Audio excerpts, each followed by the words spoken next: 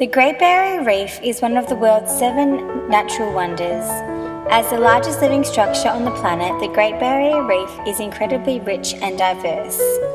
The marine park stretches over 2,003 kilometres and 60 to 250 kilometres in width. Being so large, it can even be seen from outer space. The breathtaking array of marine creatures includes 600 types of soft and hard corals, more than 100 species of jellyfish, 3,000 varieties of mollusks, 500 species of worms, 1,625 types of fish, 133 varieties of sharks and rays, and more than 30 species of whales and dolphins.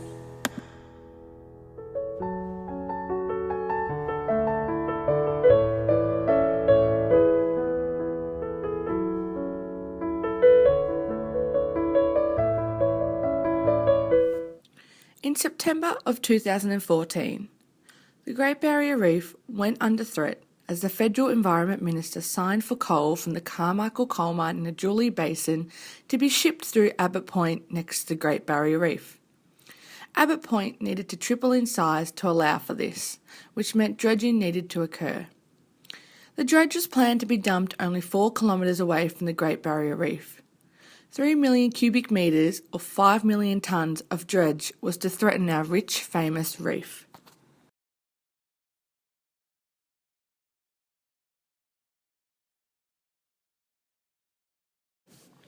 What is dredging, you may be wondering? Dredging involves cutting away at large pieces of sea floor by sucking or lifting it up and dumping it elsewhere. Dredging is a huge threat to our crystal clear waters of the Great Barrier Reef. Sand, clay and rock is dug up and dumped in the reef's waters. Fine sediments are thrown up into the water and can drift for over 100 kilometres, ruining water quality and covering sea grass beds and coral. The proposed offshore dredging dump site for Abbott Point is a tiny area, just 2 by 2 kilometres. The dredging of our prominent reef is an environmental issue as it's directly affecting our marine ecosystem on a biological and chemical level. It is the cheapest, quickest and dirtiest option the government has chosen. A biological environment can be defined as the natural biological factors such as the planet and animals around us. A chemical environment relates to the chemical substances which affect our health. Chemically, the fine sediment is polluting the crystal clear water of the Great Barrier Reef. This, in turn, has various chemical and biological effects which array and overlap. Biologically, the biggest impact dredging had on the Great Barrier Reef is the direct threat and loss of coral, seabed and seagrasses. These important aspects are feeding areas, homes and places for the reproduction of marine life living in the reef. Tragically, the reef has already lost 50% of coral cover over the past 27 years due to natural causes, but the new threat of dredging is estimating the coral cover to halve again in the next 10 years.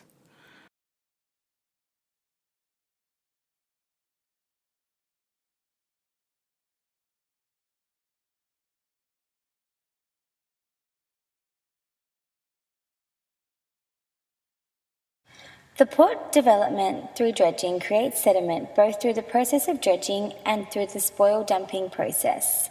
The spoil dumping is disposed of in 3 ways: by dumping at sea, at the dredging site, or on land.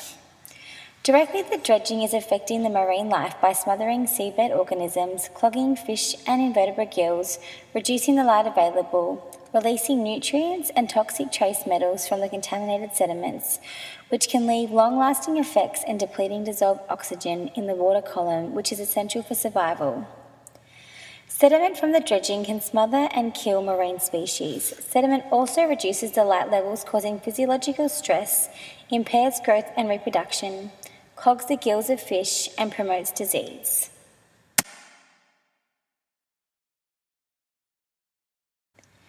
Up to 10,000 coal ships would travel through the Great Barrier Reef World Heritage Area by the end of the decade. This compares to less than 2,000 ships in 2011. An average of 2 accidents have occurred every year since 1985. More ships means more pollution, more spills, more groundings and more collisions. The shipping operations and associated port activities that have been identified as having the greatest potential impact on the marine environment are discharge of water blast, use of anti-fouling paints, disposal of marine debris, disposal of waste materials and sewage, dredging and the disposal of dredging waste, oil spills from routine activities or accidental incidences, spills of hazardous materials including chemical and radioactive materials, physical damage to the marine habitats by shipping hulls, noise emissions and air emissions. Today, runoff of the sediment from all of the rivers in the Great Barrier Reef catchment averages about 9 million tonnes each year, depending obviously on year-to-year variation in rainfall. Historically, before land clearing, it was one-third that level, close to 3 million tonnes.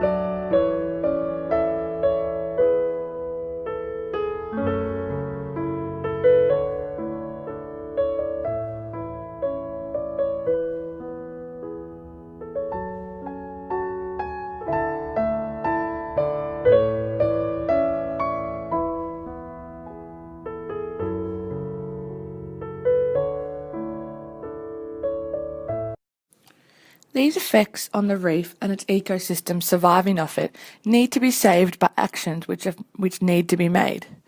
Various attempts to save the reef and scientific evidence has unfortunately fallen on deaf ears of the government, but progress is slowly being made to save our iconic reef.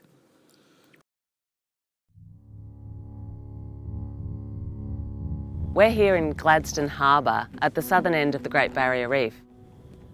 It's hard to believe that this is part of the Reef World Heritage Area, and yet massive developments like this are allowed to go ahead.